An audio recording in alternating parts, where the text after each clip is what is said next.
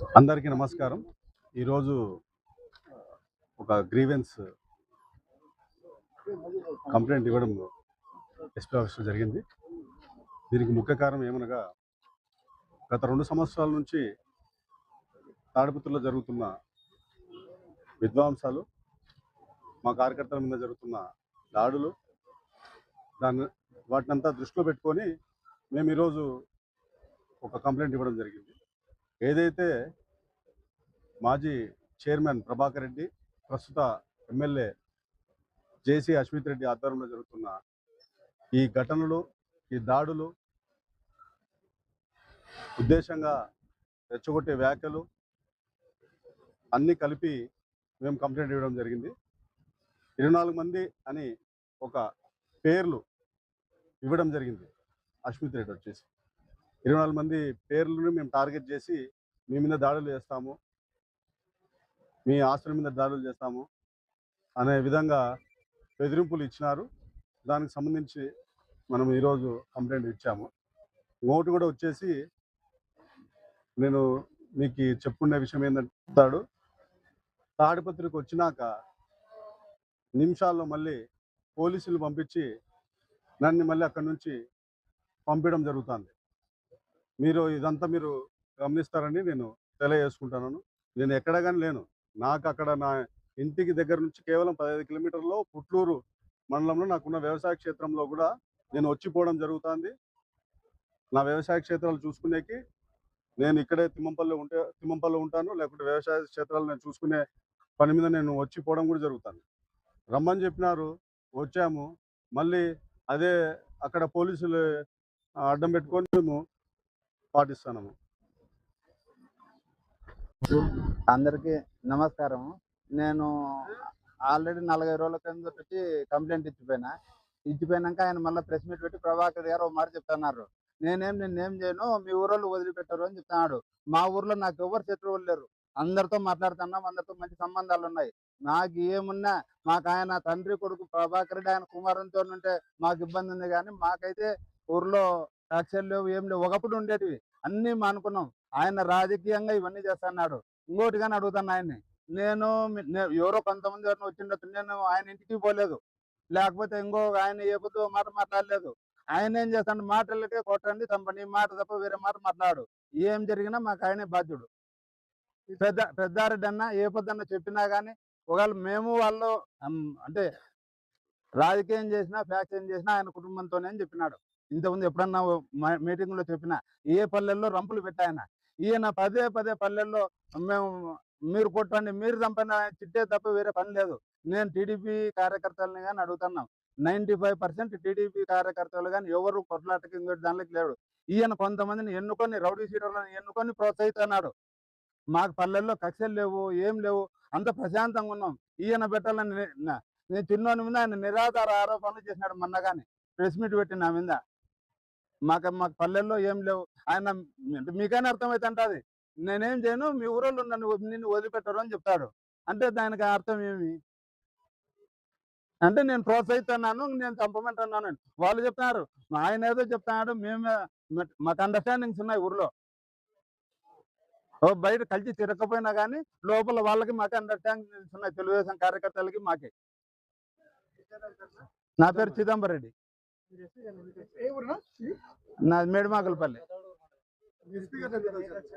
SP గారిని అదే నేను ఇంతకుముందు కలిసి, మాకే థ్రెట్ ఉంది. ఆయన ఇంతకుముందు ప్రూఫ్స్ కానీ చూపించిన, ఆయన చంపమంటే అన్నాడు, నీ అంత చూస్తా అంటాడు, కౌంటర్ డౌన్ స్టార్ట్ అయింది అంటాడు, ఊరిడతాలు అంటాడు నన్ను ప్రభాకర్ రెడ్డి.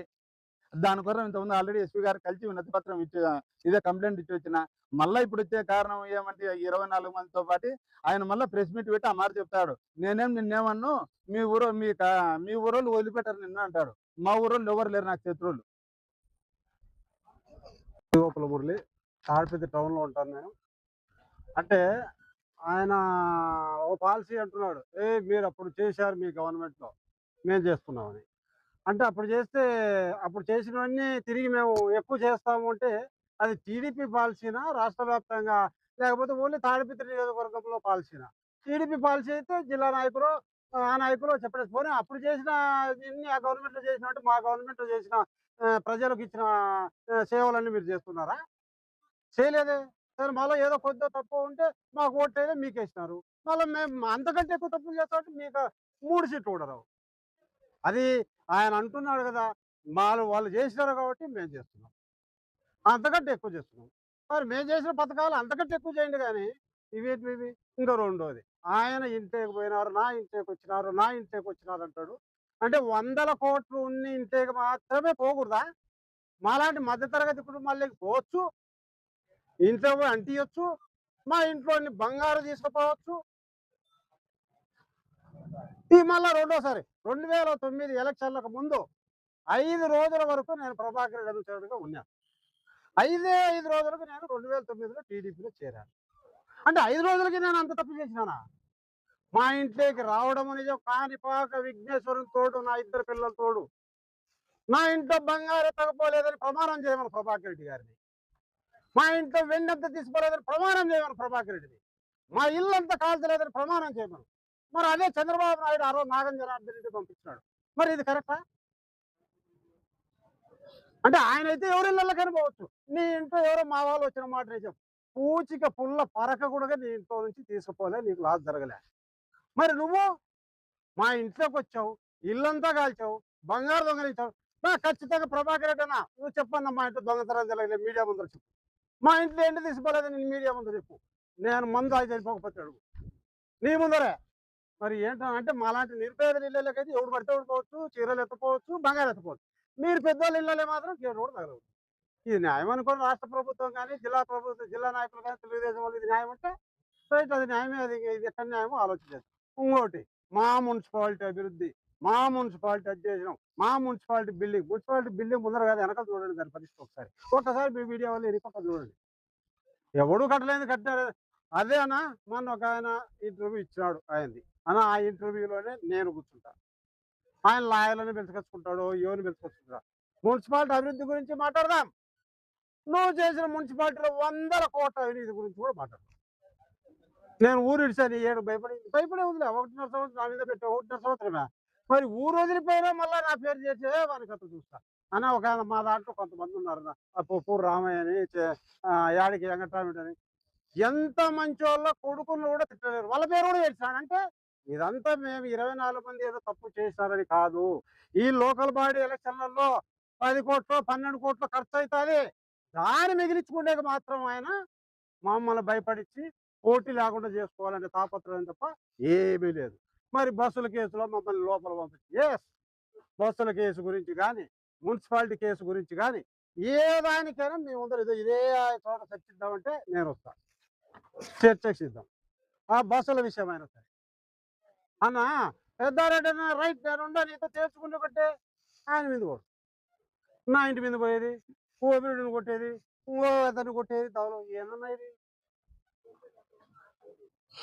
దయచేసి మీడియా మిత్రులకు చెప్తున్నాము, 24 మందిలో ఎవడు తప్పు చేసినోడు లేరు. ఇదంతా కేవలం ఆయన లోకల్ బాడీ ఎలక్షన్లలో గెలవడానికి డబ్బులు ఖర్చు పెట్టుకుని మమ్మల్ని గెలపడానికి 10 కోట్లు 12 కోట్లు ఇబ్బంది పెట్టడానికి ఆ డబ్బులు పోతాదనే బాధతో ఇదంతా చేస్తున్నాడు తప్ప ఎక్కడ ఏం లేదు. ఇంకోటన్నా ప్రభాకర్ అన్న, ఇది అందరికి సంబంధం లేదు కానీ మా నాయన చనిపోతే యాక్సిడెంట్ అదే రోజు సాయంత్రం, అంటే మేము బాధలో ఉంటాము 2 రోజులు ఎందుకు ఏడ్చాలని వెంటనే పోస్ట్ మార్టం 5:30కి 6కి చేపిస్తే ఆ రోజు ఎస్ఐనిలే ఏం రా పోస్ట్ మార్టం చేయకపోతే ఎప్పుడు అన్నట్టు నోరెత్తితే బాధ బాధ చాలా ఉన్నాయన. మా స్థాయి చన్నదినా వేదనంటే రాజకీయం చేయనా. నువ్వు మమ్మల్ని 10 సార్లు ఓడించు, నేను ఒకసారి కానీ ఓడించాం మేమందరం. కాబట్టి దయచేసి రాజకీయంగా మాట్లాడదాం. ఈ కక్షలు కార్పణ్యాలు ఇచ్చిపెట్టి ఈ రాయలసీమను జిల్లాలో ఎక్కడ లేదు, ఎక్కడన్నా పో తాడిపత్రి. ఏందా మీ తాడిపత్రి? ఎందుకన్నా తాడిపత్రికి చెడ్డపేట తెస్తావు? దయచేసి మంచి రాజకీయం చేసుకుందామని మళ్ళీ పత్రికా ముఖంగా అందరి తరఫున నేను కోరుకుంటున్నాను. దయచేసి కూడా చేస్తున్నామంటే నీ స్థాయి మా స్థాయికి వచ్చిందన్న, అంతేనా? దయచేసి ప్రజా సమస్యలు ఏదైనా దయచేసి వేదికల మీద చర్చిద్దాం. పేరు వెంకటరామరెడ్డి, యాడికి మండలం, ఎక్స్ జెడ్పీటీసీ. నేను దురదృష్టం ఏమంటే నేను 35 సంవత్సరాల నుంచి రాజకీయాల్లో ఉన్నాను. అందులో 20 సంవత్సరాలు జేసీ కుటుంబానికి అత్యంత సన్నిహితుణ్ణి.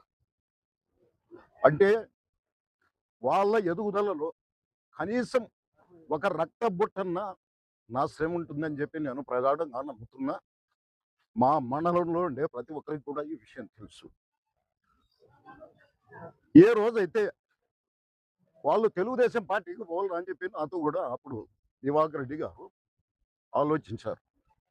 అన్న 20 సంవత్సరాలు మనం తెలుగుదేశం పార్టీకి ఆపోజిట్గా ఫైట్ చేశాము. ఈ రోజు ఎందుకున్నా సైలెంట్గా కానీ ఉన్నాం కానీ ఆ పార్టీలకైతే రాలేమని చెప్పి నాకు వ్యక్తిగతంగా నేను చెప్పడం జరిగింది. సరే నీ ఇష్టం వెంకటరావు అన్నప్పుడు పెద్ద ఆయన కూడా ఒక మాట చెప్పి దివాకర్ రెడ్డి గారికి చెప్పి, అన్న నేను వైఎస్ఆర్సీపీ పార్టీలో ఇవ్వబోతున్నా ఈరోజే అని చెప్పి నేను వచ్చి వైఎస్ఆర్సీపీ పార్టీలో జాయిన్ కావడం జరిగింది. తర్వాత ఇమ్మీడియట్గానే జెడ్పీటీసీ స్థానిక సంస్థల ఎలక్షన్లు వచ్చాయి.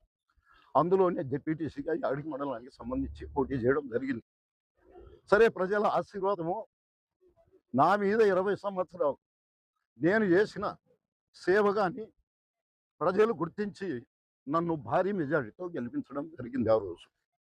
అప్పటి నుంచి ఒక పార్టీకి కమిట్ అయిపోయి ఒక పార్టీ విధానాలు నమ్మిన వ్యక్తిగా పోయిన 5 సంవత్సరాలు జగన్మోహన్ రెడ్డి గారి ముఖ్యమంత్రి అయినప్పుడు ఆయన అధికారంలో ఉన్నప్పుడు యాడికి మండలంలో ఎక్కడే కానీ తెలుగుదేశం అని కానీ వైఎస్ఆర్ అనే పార్టీ అనేది సంబంధం లేకుండా ఎవరు వచ్చినా కూడా నా చేతనైన సహాయం చేసిన వ్యక్తినే తప్ప ఎవరి మీద కేసులు పెట్టి ఇంకొకటి చేసిన వ్యక్తిని అయితేనే కాదు.